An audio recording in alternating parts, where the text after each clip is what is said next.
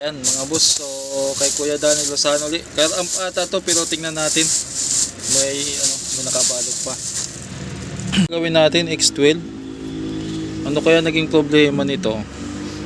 So testing na lang natin muna kung may power. Okay.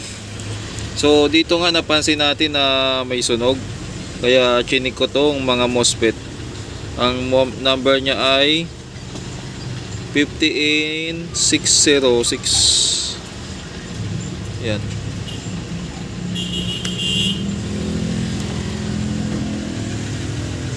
Tapos pag binaliktad natin, yan, baliktaran, kumbaga baliktaran, pumapalo. Dito wala naman. So double check ko lang din, kakalasing ko tong 4 na MOSFET. Pag meron ako, ako dito mga MOSFET. May mga MOSFET ako dito, pero hindi ako sigurado kung meron akong 50N06. Meron tayong 50N. Ayun, meron tayong 50N06. Tingnan natin dyan kung ilang piraso yung nandyan ko. Pero kalasing ko muna. So ayan ang nangyari, oh.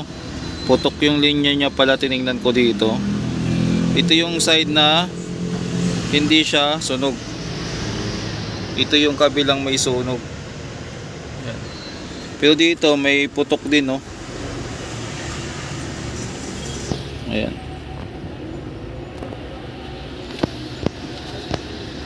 So hindi ko alam kung ano nangyari dito mga boss. Sa tansya nyo, possible na nabaliktad ata battery nito or lakasan ng supply. Sana hindi sira itong driver nya, driver IC. Dalawa lang yung pagpipilian natin dyan, kasi ito ay inverter section ng 12 volts. Kung bumigay yung supply nya dito from from dito, possible na over voltage or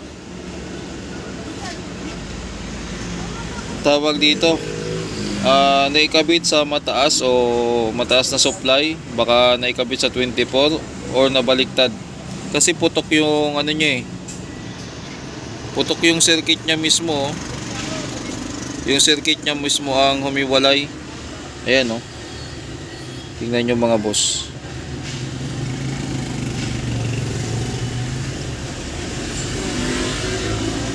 So subukan nating i-check yan. Pati dito titingnan din natin pala, kasi naputol din siya, paalamin natin kung anong nangyari dito.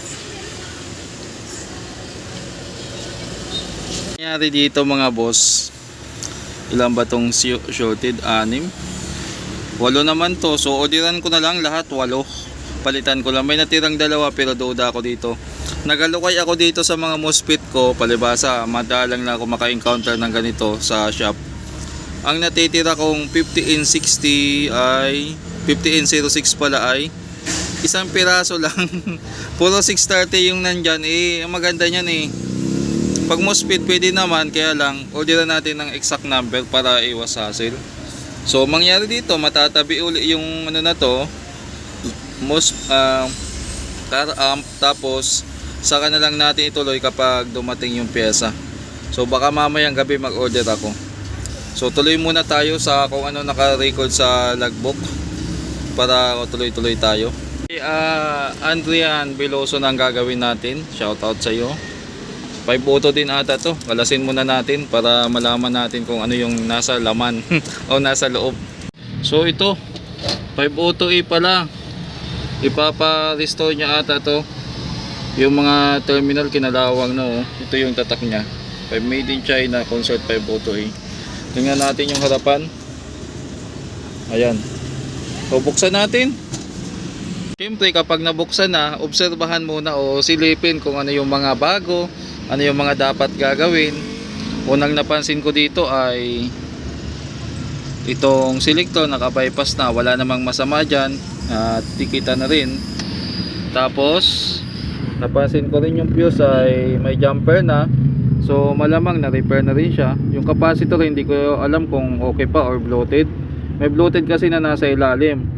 At syempre medyo lumang-luma na talaga yung itsura niya, pero yung transformer niya nakalagay 2011. Ngayon hindi tayo sure kung pure copper to ano, kasi kung pure copper mas maganda sana sa upgrade. Ngayon naman as usual yung mga common na sira ng ano, amplifier pag matagal na, ganun lang naman. Pero believe din ako sa Concert 5 Auto kasi sa sobrang dami ko ng repair na Concert, plus yung iba pa yung mga kapwa ko tech vlogger na napapanood ko din na puro Concert din ang ginagawa, napakaraming amplifier na ganito. Siguro ito na yung pinakamaraming amplifier na naibenta dito sa Pilipinas. Sa hula ko lang base lang sa ano, hindi ko naman sinasabi na accurate o ano, sa opinion ko lang. So ngayon, anong gagawin? I-chat ko muna yung may-ari. Nakalas ko na mga boss, yung mainboard, yung transformer. So tama nga siguro yung ano, yung hula ko kasi sabi ko dati yung Concert 5 Auto after 2010 ay puro aluminum na yung ginawa nilang transformer, kasi lahat ng mga nagawa ko before 2010 ay puro pure copper. Katulad dito 2011 yung manufacturing date niya, yung windings niya tiningnan ko dyan yan, kuko madumi ay puti na mga boss. Ayan so kung mapapansin nyo tong wala tayong panturo na maliit, ito ayan kiniskis natin ng konti, puti na, aluminum na. Tapos ayan, pinalitan na ng potentiometer, siguro natuklap or hindi natin alam kung yung panghinang yung soldering lead o yung naghihinang ang nagka-problema o ano. So maraming mga dahilan kung bakit ganyan yung klase ng hinang. Yung kaha naman andito madumi, kailangan linisan na yan. Tapos yung wala, kakalasin ko lahat yan kasi repair to, diretso upgrade na, katulad ng mga so pangatlo na to, upgrade part 3 yan. Okay, so kakalasin ko to, ito na rin para masabay na, para ay hindi pala kita ito yan, pati itong mga connector babaguhin na lang natin yan kasi may mga tama na rin nagsimula na yung kalawang yun ang gagawin natin dito yan, para malinis.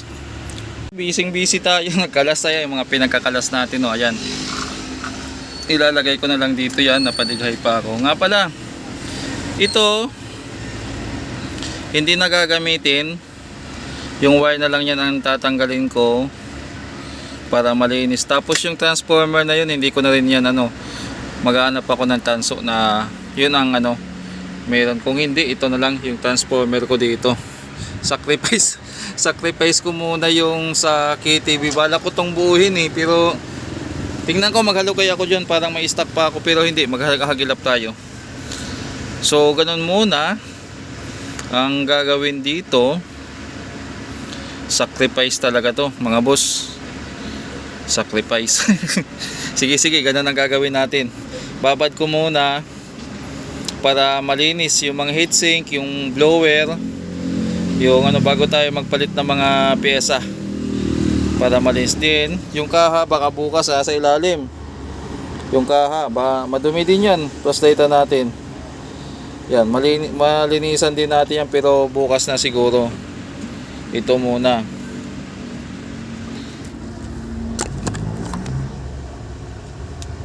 Natapos na nating mapatuyo, malabhan, malinis na. Tingnan nyo yung pan, malinis na. Sa kabila pa yung heatsink, yung kaha wala pa.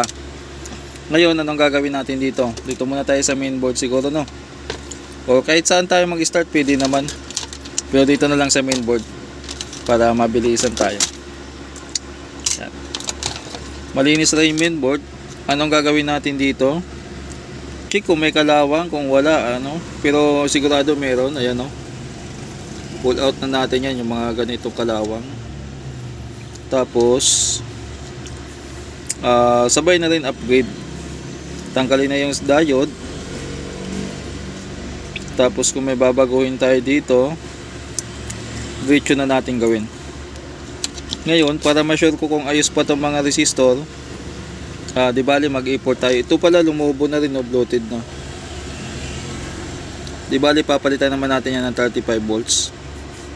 Do-double check na rin natin to kasi mukhang bloated din yung capacitor na yan. Double check natin.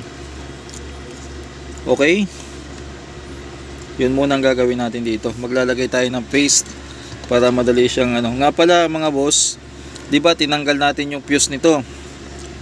Yung fuse nito naka-jumper na. Papalitan natin ng bago yun. Tapos itong terminal lilinisan natin para gumanda naman yung contact. Hindi man natin malinis lahat, mabawasan lang yung dumi na yan. O yung ano ba yan, parang ano, nag-umido or yan nangyari sa tanso pag matagal nangingitim. Paglata naman ng paa kinakalawang katulad nitong ano, tulad nitong diode na to. Yan 41, 48 kinakalawang na. Yun muna ang gagawin natin dyan. Kalas muna isang section. Tapos tanim ng mga pyesa.